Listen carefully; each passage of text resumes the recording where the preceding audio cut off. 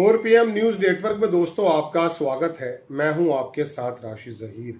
कल कोटा में इतना बड़ा प्रदर्शन हुआ कि आपको वो वीडियोस अगर देखी होंगी आपने तो पता चल जाएगा कि कोटा के अंदर ये प्रदर्शन 9 तारीख में जो दिल्ली के अंदर प्रदर्शन कांग्रेस करने जा रही है उसके अंदर देश भर के अंदर से जो जैन जी है अगर वो इकट्ठा हो जाता है तो जो जंतर मंतर का जैन जी वाला प्रदर्शन आपने देखा होगा शांत पड़ गया है, ठंडा पड़ गया है, वो उसके अंदर हवा मिल सकती है। दरअसल बात यह दोस्तों कि बेयारो मददगार है इस समय जैन जी। और अब आकर के राहुल गांधी को मैंने आपके सामने बहुत पहले भी कहा था कि अगुवाई जो है करनी ही पड़ेगी।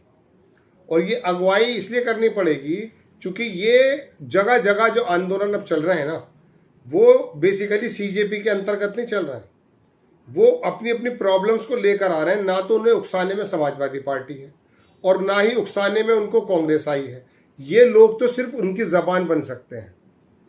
तो ऐसे में दोस्तों बात यह है कि ये प्रदर्शन पहले मैं आपको थोड़ा सा दिखाना चाहता हूं कि अखबारात क्या छापते हैं। और कोटा वहां जहां से हमारे लोकसभा स्पीकर आ रहे हैं, कल वहां इतना जबरदस्त तरीके का मैं समझता हूं कि प्रदर्शन हुआ। मुझे वीडियोस अगर मिली तो मैं आपको दिखाने की कोशिश करूंगा। कांग्रेस का छात्रों के समर्थन में कलेक्ट्रेट का घेराव, गुटबाजी के बीच शक्ति प्रदर्शन भी, मंच से एकजुटता पर दिए बयान। इसमें जिग्नेश मेवानी और कांग्रेस के बाकी तमाम लोग शामिल हुए। कोटा में कांग्रेस छात्रों की गूंज कार्यक्रम के तहत शनिवार को विरोध प्रदर्शन हुआ।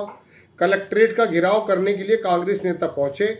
इस दौरान गुजरात कांग्रेस के कार्यकारी अध्यक्ष जिग्नेश मेवानी, कोटा के संगठन प्रभारी पुष्पेंद्र भारद्वाज समेत कई नेता मौजूद रहे। इस दौरान सभी अलग अलग गुट में नेता अपने कार्यकर्ताओं के साथ पहुंचे थे। मंच पर सभी नेता एकजुटता पर ही बयान दे रहे थे। इसके बाद नेताओं ने राष्ट्रपति द्रौपदी मुर्मू के नाम ज्ञापन भी सौंपा, जिसके लिए प्रतिनिधिमंडल अंदर चला गया। मैं थोड़ा सा ये आपको ईटीवी ने छापा है हालांकि, लेकिन मैं आपको इसको थोड़ा सा वीडियोस दिखाना चाहता हूँ। आपको इसे मैं कह सकता हूं कि इससे जो है ना पूरे के समंदर से, ये जो स्टूडेंट्स का समंदर है, इसका आपको अंदाजा होगा कि आखिरकार वाकई में जो छात्र और तमाम लोग अपनी परेशानियों को लेकर के किस तरह से आ गए हैं सड़कों पर, ये आपको देखना पड़ेगा। एक सेकंड में आपको निकाल करके दिखाता हूं कुछ वीडियोस। आप देखें ये कि कोटा के में छात्रों के प्रदर्शन में वाटर कैनन चलाया गया। दिल्ली में छात्रों पर लाठी चार्ज और बिहार में छात्रों पर कथित गोलाबारी के विरुद्ध में ये काम सारे किए गए। ये छोटा सा वीडियो देखें आप, इससे आपको अंदाजा होगा कि वाकई एक लावा तो पक रहा है, एक लावा पक रहा है। ये वीडियोस देखें।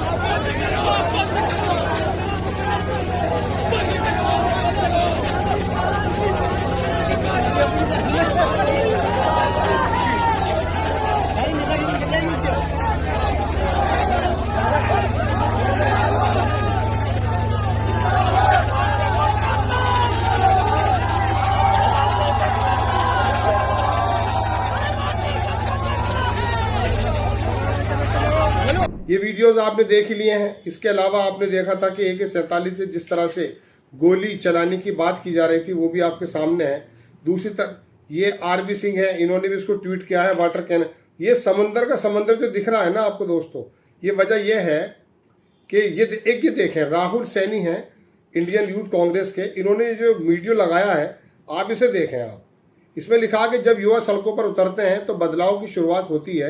इस विशाल जन सैलाब और तिरंगे की शान के साथ युवाओं का यह हुजूम साफ बयान कर रहा है कि अब आवाज दबाई नहीं जा सकती। एकता और जोश, हजारों छात्रों का यह हुजूम देश के भविष्य की आवाज बन चुका है।